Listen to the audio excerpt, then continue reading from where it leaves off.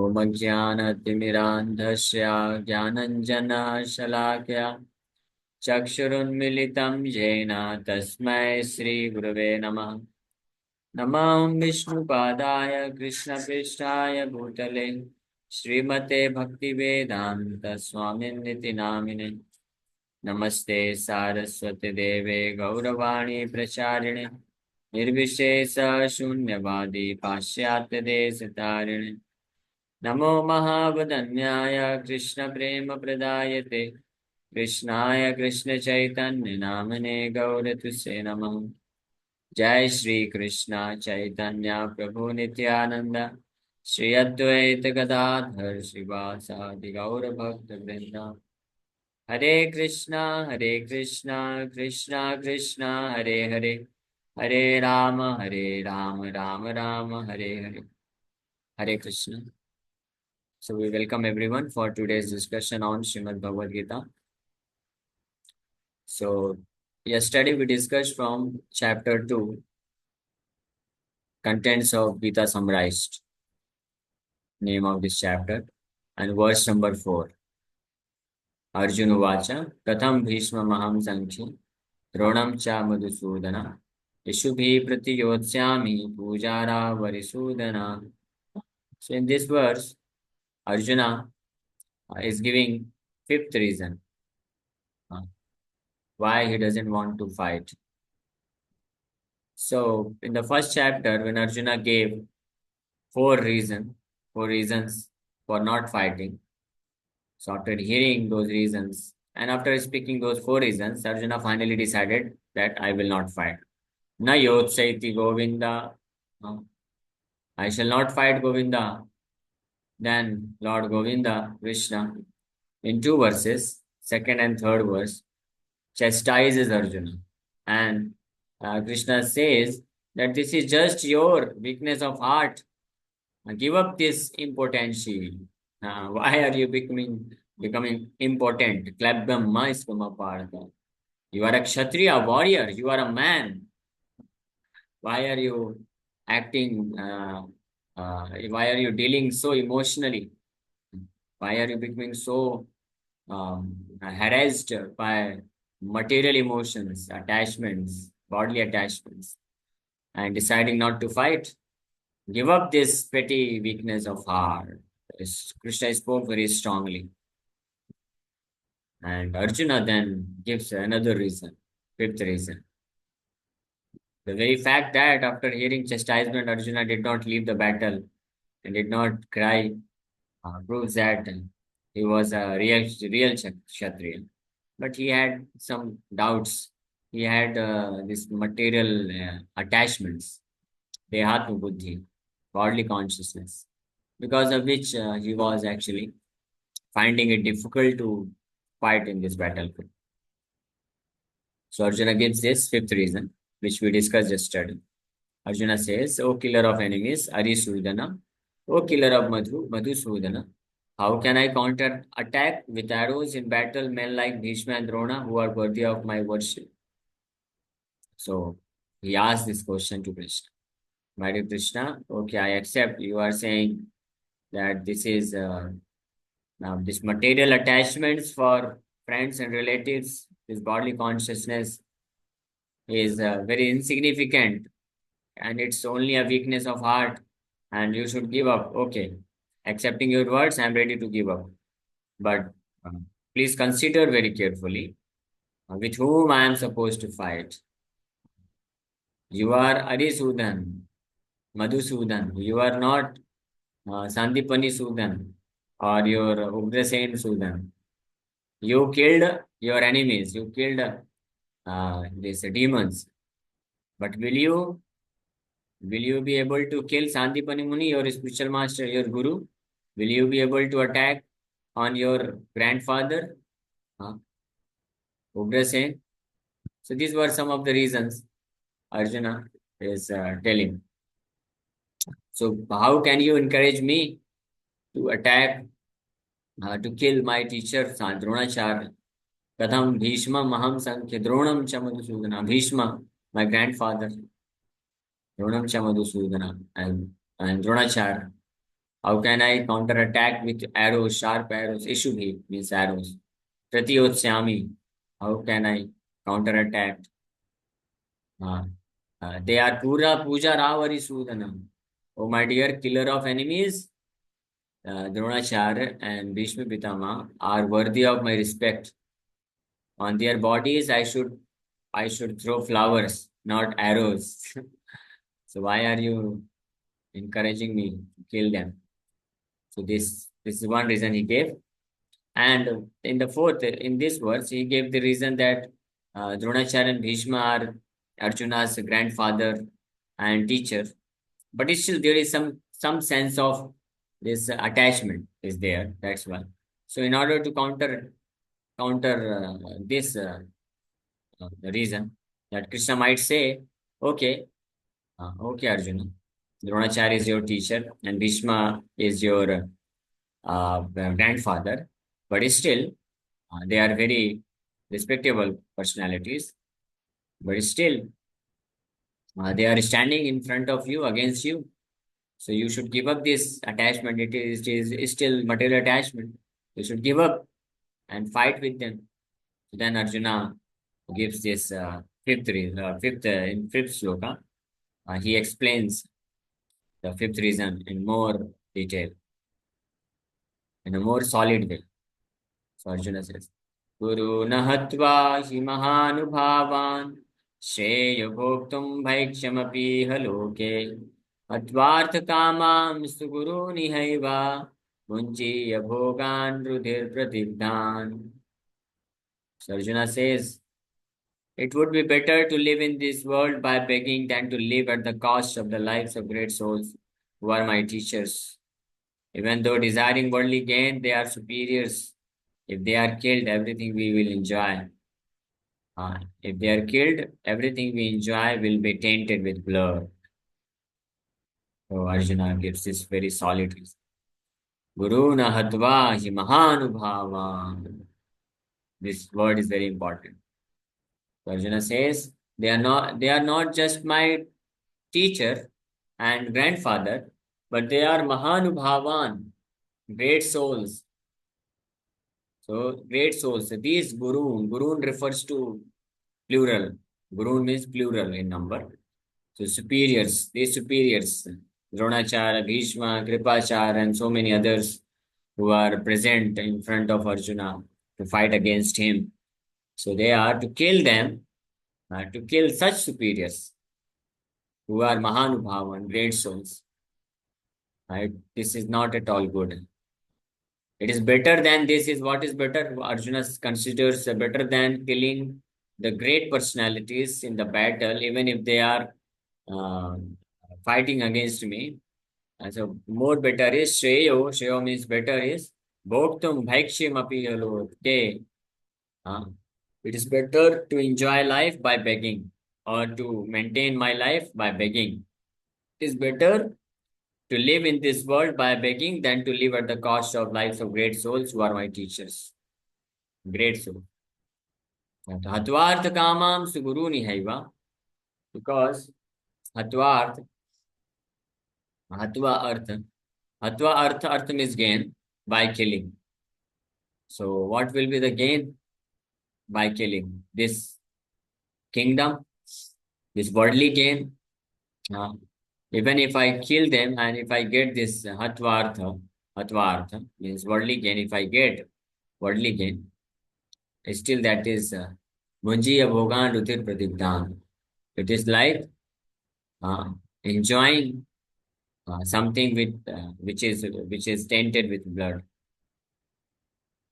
So although they are desiring worldly gain, but still they are superiors, they are great personalities, so they should not be killed. So this is what Arjuna is telling. So great personalities. One important lesson we will learn from this is that sometimes even if it appears that some of great personalities they are acting against the principles of dharma, still it is not our duty to correct them or to go and chastise them. That is not at all recommended. The etiquette is that If some of the superior, they appear to be breaking the religious principles of religion, so they should not be directly chastised, directly corrected, uh, or verbally fought, but rather they should be uh, means some superior to them should come and correct. That means we can report to some superior who can correct them. Some senior devotee, they can correct. That should be applied. So Arjuna knows this principle. That's why he is telling.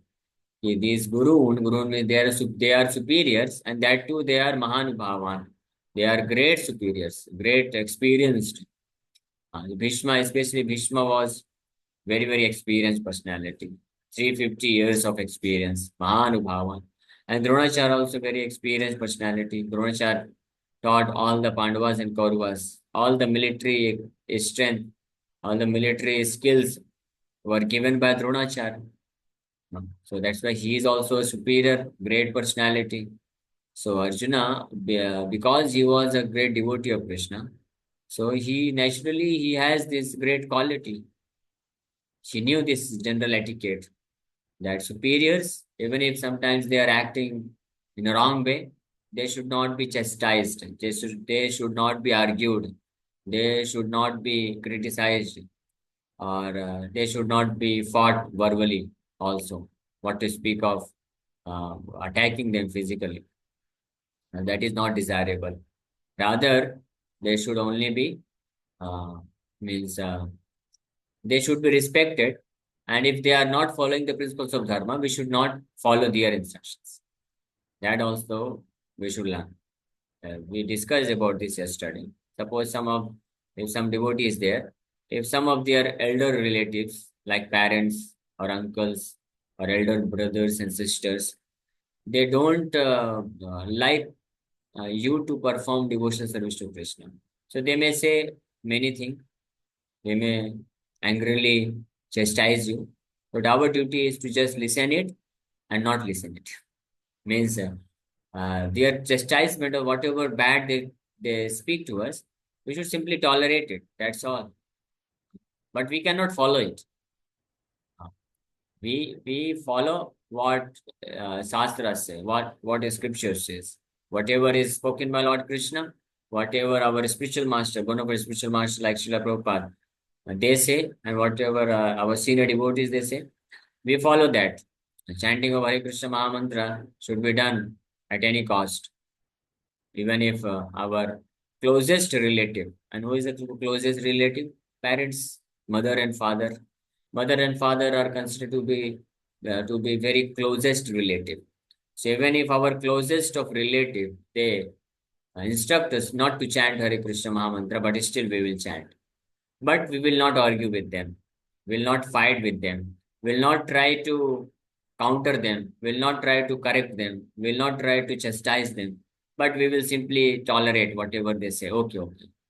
And if required, but a devotee who is confident enough, he can simply say, no, no, I like to chant, I will chant. Very humbly, politely, with no anger.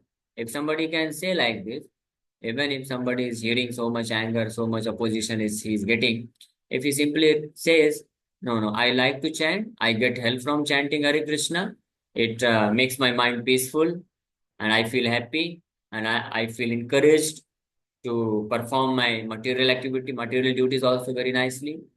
Especially students can say that when I chant Hare Krishna, so I feel peace of mind, my focus and concentration is developed, so I can nicely study. So in this way, we can politely explain to them in a material way, not explaining the philosophy that goal of life is to become a lover of Krishna, and why are you forcing me to live like an animal? We are not animal, we are human being. You have lived your life like animal, and you are making me also an animal. I cannot follow you. So these things should not be spoken to elder relatives or parents, even if they object our performance of devotional service. So we can politely tell them that by chanting Hare Krishna, by reading Bhagavad Gita, by hearing discourses of Bhagavad Gita, we get such material benefit, which is desirable to them also. We become free from bad habits. We become enlightened in proper knowledge, what is right, what is wrong, and our habits are improved, and we become more situated in goodness, which helps us to study properly and perform our material duties properly. So if somebody can say like this, that's good enough, and we should stick to chanting Hare Krishna. We should never leave. And if somebody is not confident enough, then they can, even to the point, they can say, if parents object or any relative object too much, then we can say, okay, I just chant here and there sometimes, not regularly. I occasionally sometimes I chant. That's all it can be said. Or you can say, I don't chant, but chant hidingly. Uh, this will not be any sin. There will be no sin, no offense at all. Because Krishna, the Supreme Lord, is our real father and mother. He is Pita Ham Masya Jagato Mata Dhata Pitamaha. Krishna says in Bhagavad Gita. Pita Ham Masya Jagato Mata Dhata Pitamaha. I am Pita, I am father, I am Mata, I am mother, and I am also grandfather. I am Dhata, I am maintainer. He is everything.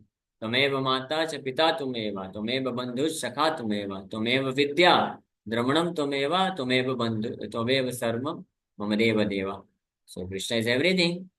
So nothing should be followed if it is against the principles of performing devotional service to Krishna. So at any cost, if somebody becomes determined to serve Krishna, to chant Krishna's holy name, he will be freed from all kinds of sinful activity. No sin.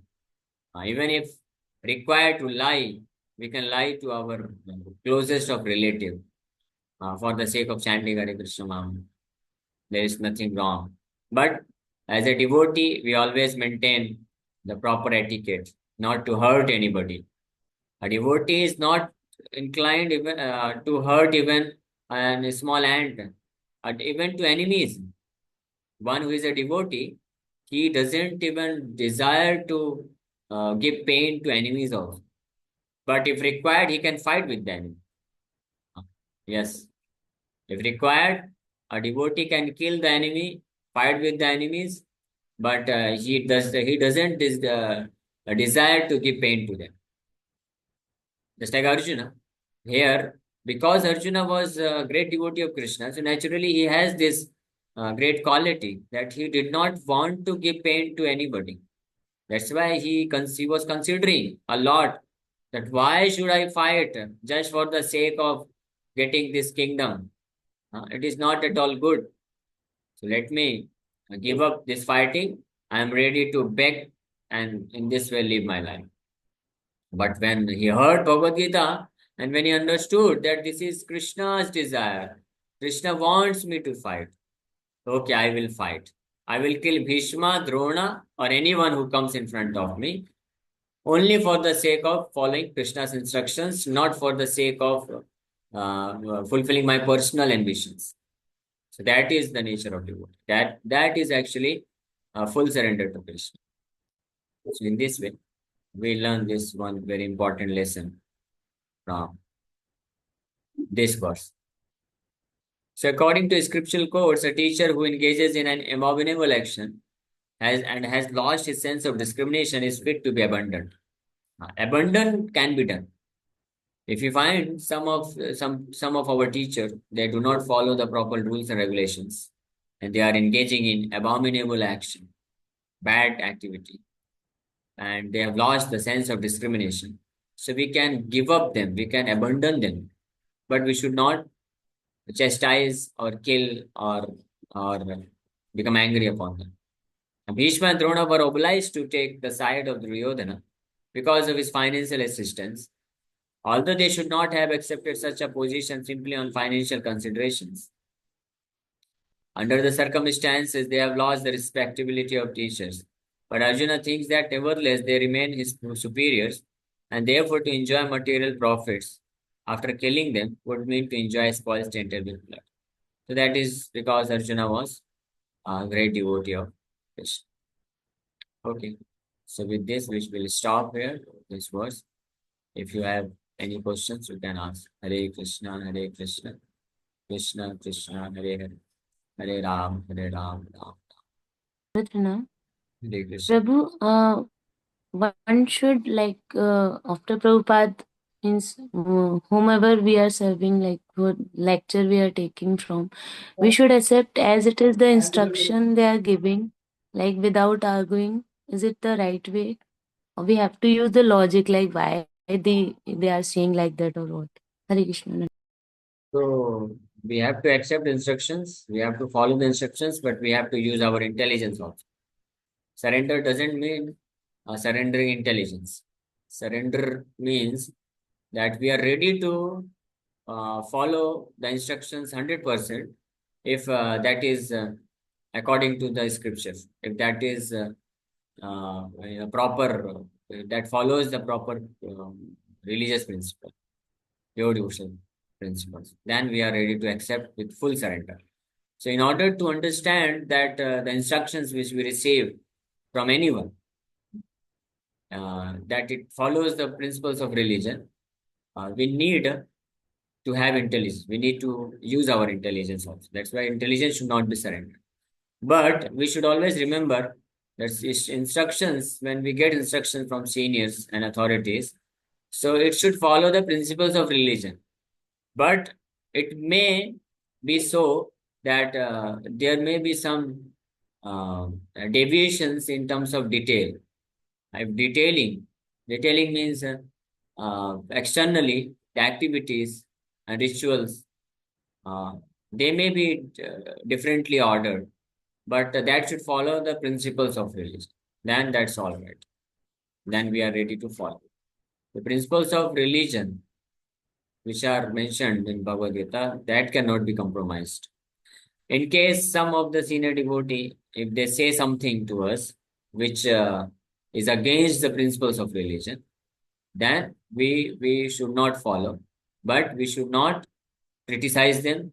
We should not go against them. We should not argue with them. We should simply, with folded hand, we should tell, I cannot do this. Just like suppose if a devotee, some senior devotee says that, okay, you can drink alcohol, you can eat non-veg. So this we cannot follow. That is very much clear. But suppose if devotee says, senior devotee says, today is Ekadasi, but today you have planned to chant 64 rounds, 100 rounds, so many rounds. And if we get the instruction, no, you chant tomorrow extra rounds, but today you only chant 25 rounds, 32 rounds, that much, and you come and do book distribution for 3 hours. So that we should follow with full surrender. And if we can tell, we can express our heart that this is what I have desired, I have planned. So but still if they say, then we should follow them, because sometimes it may so happen that some senior devotee, they have some plan, some services, some instructions to give us, and but they don't know what is our plan. So they may say us, this is what is the instruction. So we can reveal to them that, Proji, I have planned like this. So now you tell me, what should I do? So they may balance something, or they may give some adjustment, or they may say, no, right now this is required. You do it first, and whatever you have planned, you can do it tomorrow. So in any case, then we should follow the instruction. Okay. Yes, Ankita Mataji. Hare Krishna, Raji, Nimrita. Prabhu, one more question again and again goes in my mind. Nowadays, a marathon going on, and today's Gita Jayanti also. So people used to add one thing like Sanatan Dharma Hindus. For Hindus, it is the Gita. But 5,000 years ago, there were no religion, na? So it is for everyone, Who we can said? say. Who said there was no religion? There was only one religion. That is Sanatan Dharma. Yes. Yeah. Okay, I understood. You are talking about religion means this religion, Hindu, Muslim, Christian. Yes, This is not yes, actually yes. Hare religion. This is a kind of faith. This is sect. This Hindu, Muslim, Christianity, this is all sect, a पंथ जिसको बोलते हैं, which is based on some kind of faith. But religion, true religion means understanding the very fact that we are not this body, we are a spirit soul. And as soon as one considers himself to be this spirit soul and not this body, immediately he is no more Hindu, he is no more Muslim, no more Christian, no more human being, no more Indian. Everything is finished. This is all upadhi, designation. To think oneself to be Hindu, Muslim, Christian, or Indian, or Pakistani, or American, or human being, or animal, dog, cat, girl, boy, this is all designation based on body. But if a person can understand that I'm not this body, I'm a spirit soul, that is perfect knowledge. So that is actually religion. To understand that I'm not this body, I'm a spirit soul, and then understanding that I'm part and parcel of the supreme spirit soul, Krishna, and my duty is to serve him, that is perfect religion. And that was there eternally. Okay. Thank you, Prabhu, for the satisfactory answer. Thank you. Hare Hare Krishna. Krishna. Okay. Any other question?